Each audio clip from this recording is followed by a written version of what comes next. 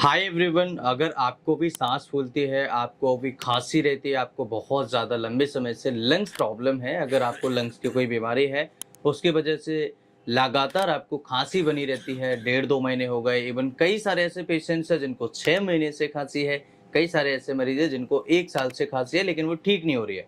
उनकी सांस फूलती है, चलने फिरने पर उनको सांस फूलती है और बहुत ज़्यादा उनको घबराहट होना स्टार्ट हो जाती है, पसीना आना स्टार्ट हो जाता है।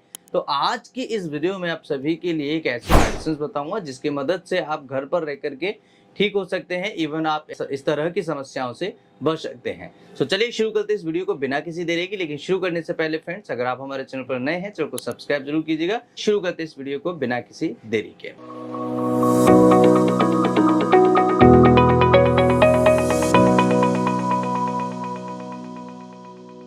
सांस फूलना एक ऐसी बीमारी है जो कई तरह की बीमारियों में आपको हो सकता है, और अगर सांस फूलने की बीमारी आपको अभी रिसेंट के डेज में हुआ है तो आपको अपने नज़दीकी डॉक्टर से एक बार ज़रूर मिलना चाहिए।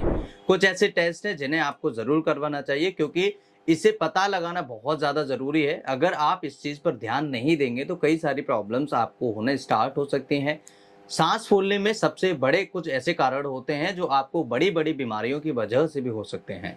सबसे पहले हम बात करें ऐसे कौन से कारण हैं जिनकी वजह से आपको सांस फूलना स्टार्ट होता है। सबसे पहला कारण होता है लंग्स के अंदर कोई इन्फेक्शन होना। अगर लंग्स में ही कोई इन्फेक्शन है तो उसकी वजह से आपके सांस फूलना स्टार्ट हो जाती है, आपको घबराहट बेचैनी होना स्टार्ट हो जाती है और आप छोटी-छोटी सांस लेना स्टार्ट कर देते हैं, जिसे हम ब्रीथलेसनेस कहते हैं।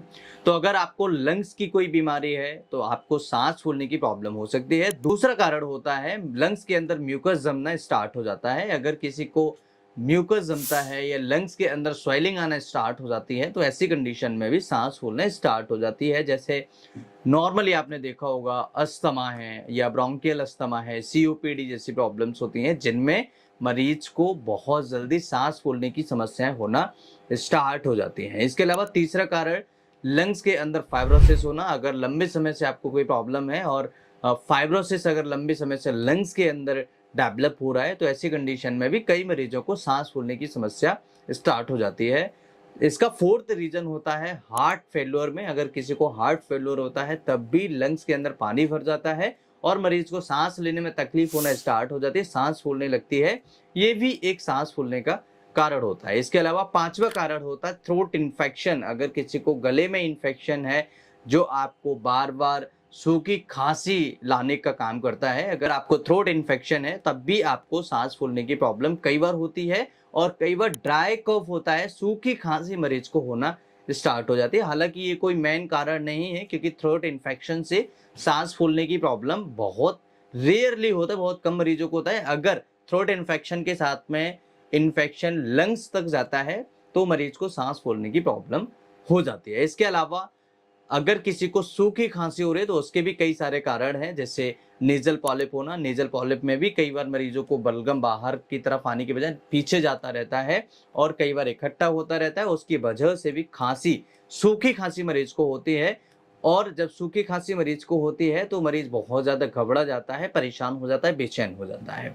इसके अलावा जीईआरडी की प्रॉब्लम होती है, उसकी वजह से भी सूखी खांसी होने के चांसेस बहुत ज्यादा होते हैं और गले के अंदर स्वेलिंग होना, गले का इन्फेक्शन होना, तब भी ये प्रॉब्लम्स आपको देखने को मिल सकती है। अगर हम बात करें कि इसके अलावा सांस फूलने के क्या कारण है, ये तो खांसी के और ड्राई कफ के कुछ कारण थे, लेकिन सांस फूलने के और क्या कारण हो सकते हैं, जैसे छाती में पानी भरना। अगर लंग्स के अंदर पानी भर जाता है तब भी ऐसी प्रॉब्लम हो सकती है। न्यूमोथोरैक्स जैसी प्रॉब्लम अगर किसी को होती है तब भी ऐसा हो सकता है।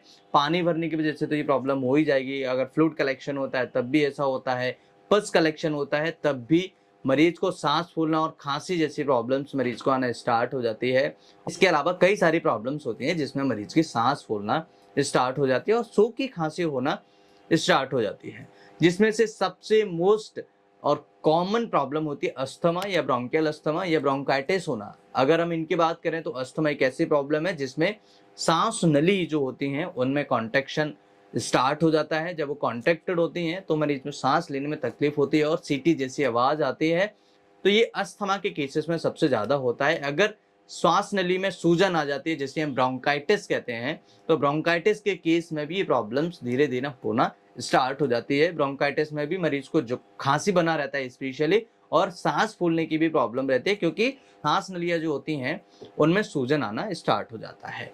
अब अगर हम बात करें कि इससे कैसे बच सकते हैं, इसका ट्रीटमेंट क्या है, कैसे आप इसे ठीक कर सकते हैं, तो सबसे पहली मेडिसिन की अगर हम बात करें तो आपको यूकलिप्टस ऑयल इसकी आपको इनहेल करना चाहिए, आपके इसको सूंघना चाहिए। मार्केट में से आप यूकलिप्टस ऑयल ले लीजिए और इससे आप इनहेल कीजिए, यानी कि आप इसकी भाप लीजिए। अगर आप इसकी भाप लेते हैं तो इससे आपके नेजल कंजेशन जो है वो साफ हो जाएगा। साथ ही साथ लंग्स के अंदर ये जाता है तो ये लंग्स के अंदर भी कंजेशन को साफ करने में मदद करता है, बलगम को बाहर निकालने में मदद करता है, बलगम को कम करने में मदद करता है। तो नाम नोट कर लीजिए, यूकलिप्टस ऑयल। ये बहुत बढ़िया उपाय है जिनको भी ब्रोंकाइटिस की प्रॉब्लम है, जिनको भी लंग्स के अंदर कंजेशन हो रहा है, नेजल कंजेशन हो रहा है, थ्रोट कंजेशन हो रहा है, ऐसी कंडीशन में ये बहुत ही बढ़िया काम करता है। तो ये यूकलिप्टस ऑयल आपको एज ए प्रिवेंशन तौर पर जरूर इसका भाप लेना चाहिए।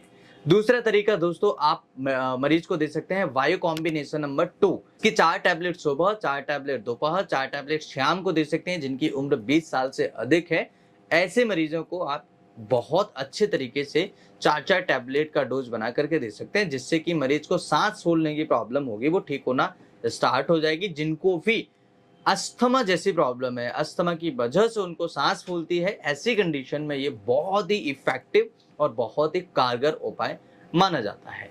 इसके अलावा जिनको सूखी खांसी होती है, सूखी खांसी की वजह से अगर उनको कोई प्रॉब्लम हो रहा है, तो ऐसी कंडीशन में सिर्फ आस्थारेक्स 10 ml सुबह, 10 ml शाम को 7 दिन तक दीजिएगा। बहुत जल्दी उनकी सूखी खांसी और जिनको खांसी के साथ में बलगम आ रहा है उसमें राहत मिल जाएगी और इजीली सांस फूलने की समस्या में भी बहुत जल्दी आराम मिल जाएगा। इसके अलावा थर्ड मेडिसिन जो मरीज को आप दे सकते हैं, ब्लाटा ओरिएंटलिस।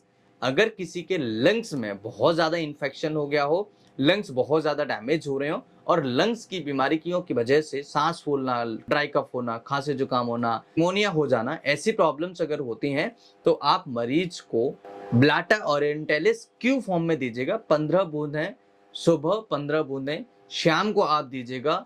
आधे कप से कम गुनगुना पानी लीजिएगा, उसमें 15 बूंदें डालिए और आप इजीली आप इसे 1.5-2 महीने तक दे सकते हैं। बहुत अच्छे रिजल्ट्स मिलेंगे, लंग्स की बीमारियां ठीक होना स्टार्ट हो जाएंगी, लंग्स से जुड़ी कई सारी परेशानियों को आप ठीक कर सकते हैं। तो दोस्तों, आज इस वीडियो में हमने जाना सांस फूलने के कारण, खांसी के कारण और कई ऐसी प्रॉब्लम्स जिनकी वजह से मरीज लंबे समय तक परेशान रहता है। Thanks for watching, have a nice day. स्वस्थ रहिए, मस्त रहिए, मुस्कुराते रहिए। जय हिंद।